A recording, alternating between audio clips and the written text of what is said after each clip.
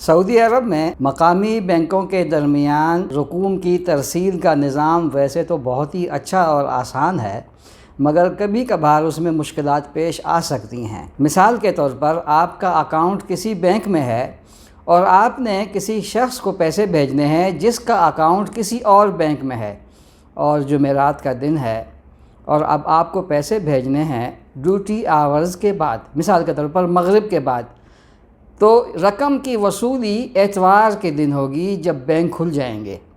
اس کی وجہ کیا ہے؟ اس کی وجہ یہ ہے کہ آپ جس بینک سے بھیج رہے ہیں وہ کوئی اور ہے اور وصول کرنے والے کا اکاؤنٹ کسی اور بینک میں ہے۔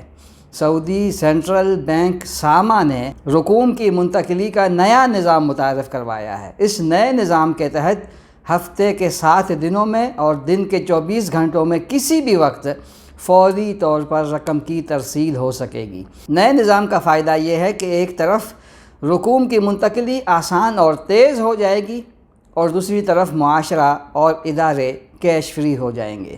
تفصیلی خبر اردو نیوز میں شائع ہو چکی ہے، وزٹ کیجئے urdunews.com۔